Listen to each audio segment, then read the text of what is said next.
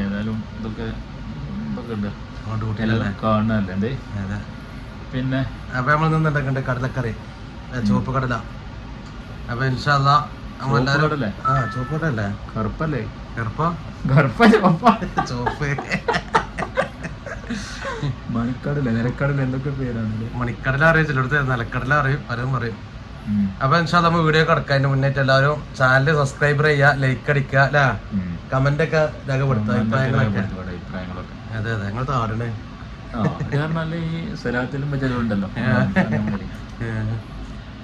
എന്നാ ശരി, കാക്കാന്റെ സ്പെഷ്യൽ നമ്മൾ എന്താ നോക്കുന്നത്.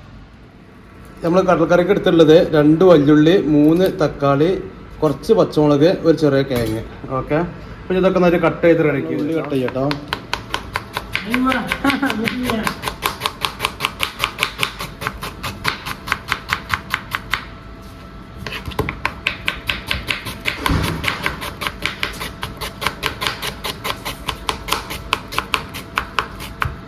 ഇതുപോലെ എല്ലാം കട്ട് ചെയ്ത് വരട്ടോ.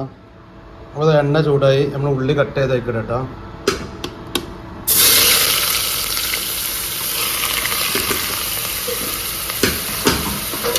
ഉപ്പ്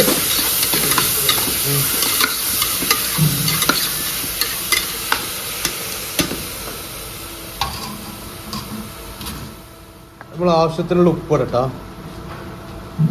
ആവശ്യം ഉപ്പിട്ടതിന് ശേഷം ഒന്ന് ഇളക്കി കൊടുക്കുക. ഉള്ളി പെട്ടെന്ന് വാടി കിട്ടും. ഓക്കെ, നമ്മൾ കട്ട് ചെയ്ത് വെച്ച കിഴങ്ങ് തീക്കട്ടോ. ഒരു കിഴങ്ങ് കട്ട് ചെയ്ത് വെച്ചിന്, അപ്പോൾ തീക്കട്ടണേ. ഇങ്ങനെ ഒന്ന് ഇളക്കി കൊടുക്കുക. ഉള്ളി ഏകദേശം വാടി വന്നിട്ടുണ്ട്. തക്കാളി നല്ലോണം ഇതാക്കിയിട്ടുണ്ടോ, അല്ല തക്കാളി ഉള്ളി നല്ലോണം ഇതായിരിക്കണം, വാടിക്കണം. അപ്പം അതിലേക്ക് തക്കാളി വെച്ച് കൊടുക്കട്ടോ. ഇതിലൊന്ന് ഇളക്കി കൊടുക്കുക. ഇപ്പിട്ട് തക്കാളി പച്ചമുളക് ഒരുമിച്ചിട്ടുണ്ട്.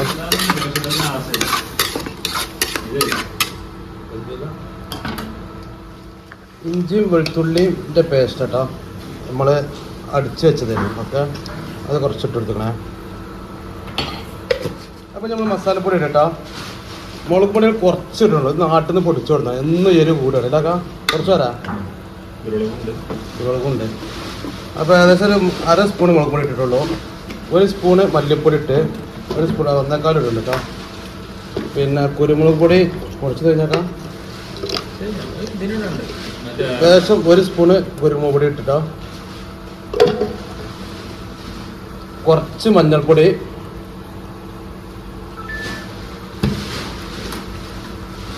അടുത്ത കുറച്ച് ഗരം മസാല. അത് നമ്മൾ റൂമിൽ തന്നെ ഞങ്ങൾ പൊടിച്ചുണ്ടാക്കുന്ന മസാലയാണ്. ബിരിയാണിക്ക് വേണ്ടിയിട്ട് പൊടിച്ചുണ്ടാക്കണം, വറുത്ത് പൊടിച്ചുണ്ടാക്കേണ്ടതാണ്. അപ്പോൾ അത് കിട്ടും. ഇനി നന്നായിട്ട് ഇളക്കി കൊടുക്കുക. അതൊക്കെ വെള്ളം എടുക്കൊണ്ടിരിക്കും.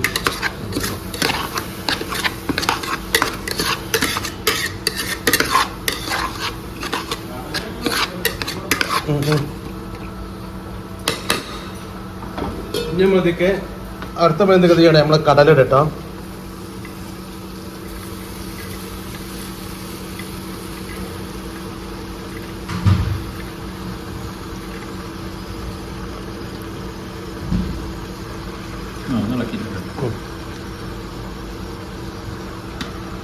കടലിട്ടു. ഇനി ഒന്നായിട്ട് മിക്സായി കൊടുക്കട്ടോ. നല്ല ചൂടുവെള്ളം ഒഴിക്കുക. അയ്യവാ,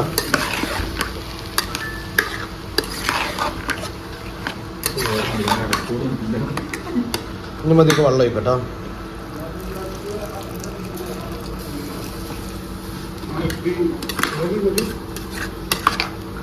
ആവശ്യത്തിന് വെള്ളം ഒഴിക്കുക. ഓക്കെ,